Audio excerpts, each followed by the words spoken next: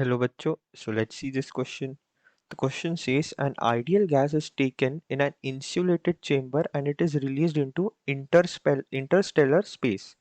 The statement that is nearly true for this process is हमारे पास 4 situations है और हमें बताना है कि इस इंसुलेटेड चेंबर में जो आइडियल गैस है उसके लिए कौन सा स्टेटमेंट या कौन सा ऑप्शन सही है। आइए सोल्यूशन स्टार्ट करते हैं विद अवर की concept. This question is from the chapter thermodynamics and हमारा की कॉन्सेप्ट यहाँ होगा first law of thermodynamics. First law of thermodynamics, अगर हम मैथमेटिकली बात करें तो फर्स्ट लॉ ऑफ थर्मोडायनेमिक्स का जो इक्वेशन होगा वो होता है कि डेल यू यानी change in internal energy is equal to work done W plus heat given या टेकन या क्यू। सो ये होता है हमारे फर्स्ट लॉ का मतलब।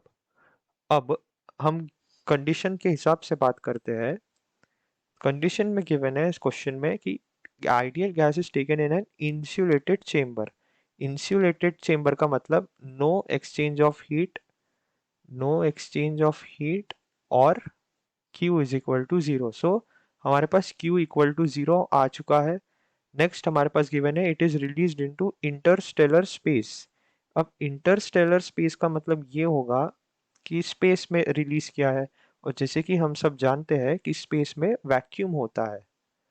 स्पेस में अगर वैक्यूम होगा, स्पेस में वैक्यूम होता है, इसका मतलब गैस एक्सपांड करेगा, क्योंकि एक गैस को taken in an insulated chamber so gas will expand. So Interstellar space में वैक्यूम है and hence therefore gas will expand, gas is expanded. लेकिन ये कैसा एक्सपांशन है? ये फ्री एक्सपांशन है, क्योंकि वहां कोई मीडियम ही प्रेजेंट नहीं है, सिर्फ वैक्यूम है। So this is free expansion, और हम सब जानते हैं कि फ्री एक्सपांशन में work done is always zero. अब हम फर्स्ट लॉ ऑफ थर्मोडायनेमिक्स में इक्वेट करते हैं। सो अगर वर्क डन भी जीरो है, क्यू भी जीरो है, इसका मतलब देयरफॉर डेल यू भी जीरो होगा।